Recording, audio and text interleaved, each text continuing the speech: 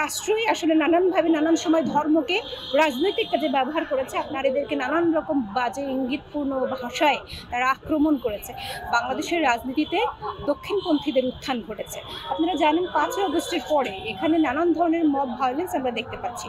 বিশেষ করে এখানে তৌহিদি জনতা নামে এক ধরনের মানে মব কালচার আমরা দেখতে পাচ্ছি। যেরকম আমরা এখানে দেখছি যে মাজারগুলোকে ভেঙে চুরে যারা তছনছ করেছে তারা আসলে এখানে কারা, কিংবা হচ্ছে যে এখন আমরা নানানভাবে নানান মাত্রায় দেখতে পাচ্ছি যে কিভাবে এখানে জামায়াত বা হেফাজত তাদের যে সমাবেশ, সেই সমাবেশে নারীদেরকে নিয়ে কিভাবে তারা মূল্যায়ন করছে, কিভাবে মন্তব্য করছে নারীদেরকে উদ্দেশ্য করে, নারীদেরকে নানান রকম বাজে ইঙ্গিতপূর্ণ ভাষায় তারা আক্রমণ করেছে।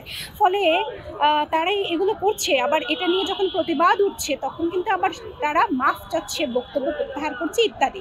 কিন্তু নারী প্রশ্নে তাদের যে দৃষ্টিভঙ্গি সেটাই আসলে এখানে বলে দিচ্ছে যে রাজনৈতিকভাবে তারা কারা, এবং এই রাজনৈতিকভাবে তারা কারা এই প্রশ্নের উত্তরই হচ্ছে যে এখানে বাংলাদেশের রাজনীতিতে দক্ষিণপন্থীদের উত্থান ঘটেছে এই তাদের হাত ধরেই। রাষ্ট্রই আসলে নানানভাবে নানান সময় ধর্মকে রাজনৈতিক কাজে ব্যবহার করেছে। আপনারা জানেন যেরকম আওয়ামী লীগ সরকার যখন ক্ষমতায় ছিল তারাও এখানে ধর্মকে রাজনৈতিকভাবে ব্যবহার করেছে, এবং এই যে জামায়াত, শিবির অথবা হচ্ছে হেফাজত যাদেরকেই আপনারা এখানে দেখেন না কেন, ইনফ্যাক্ট চরমোনাই, তারাই আওয়ামী লীগের আমলে কি করেছে, তারা কিন্তু নানানভাবে এখানে আওয়ামী লীগের সঙ্গে তারা একইভাবে গাঁটছড়া বেঁধে নানান সুবিধা এখানে নিয়েছে।